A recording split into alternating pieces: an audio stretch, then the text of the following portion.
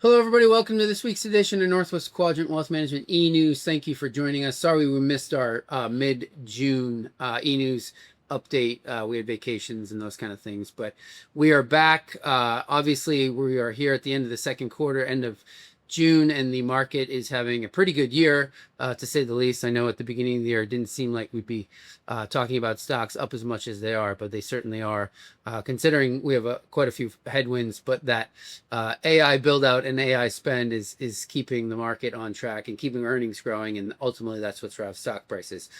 So we have a new Federal Reserve chairman in Kevin Warsh.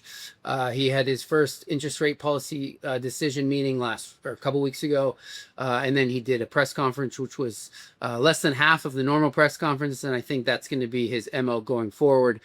He doesn't think the Fed needs to be having such long press conferences and out there in the press as much as they had been in the past, which I think that's probably fine. The one thing that was really interesting about his policy or his press conference was that essentially he said that they're going to do whatever it takes to get inflation back in line with their target, which is 2%. So the inflation number is twice what their target is.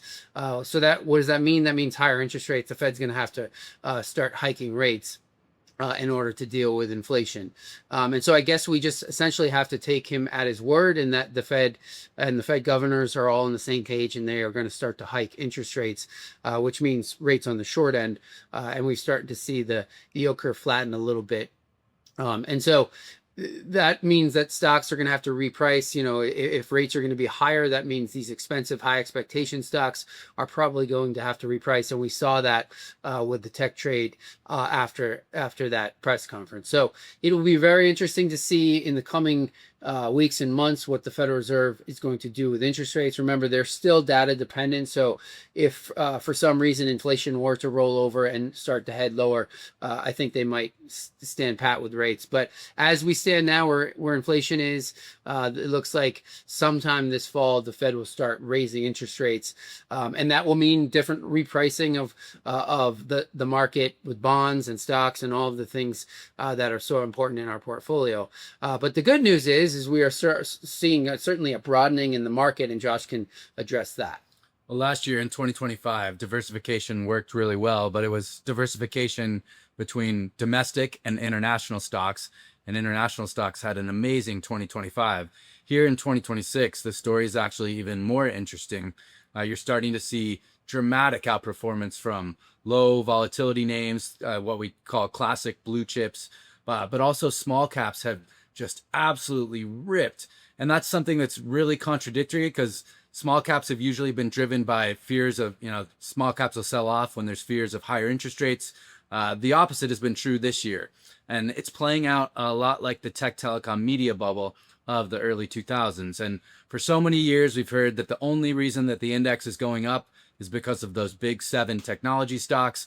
They all actually have negative performance of late, in contrast to the rest of the market. So it's really heartening for us market nerds to see, the index get carried higher by stocks that aren't those 7 technology stocks that everybody owns. And remember, we've talked about in the office quite a bit, it doesn't take a lot of money to move small caps and these other asset classes, because the whole asset class is smaller than any one of these individual technology stocks as a whole. And that's the interesting thing. The other thing that we find so compelling is it isn't really being talked about sort of in the mainstream financial news yet, despite the massive outperformance. So we're very heartened by that, and we look forward to seeing what the rest of the year as it plays out. Yeah, we really like our asset allocation, your asset allocation in your portfolios on a go-forward basis. So I say this at the end of every e-news, but I really mean it. If you are a client and you want to talk to one of us or come in and meet with us, call our office, reach out to us, and let us know, and we will definitely get you on the calendar. Don't wait for us. If you have something on your mind, send us an email or call us and get something scheduled. The number here is 800-743-0988, or email either one of us, Josh or Tyler, at northwestquadrantwealth.com. That's our e-news for this week. We'll see you back here in a couple weeks, and I really have a great 4th of July.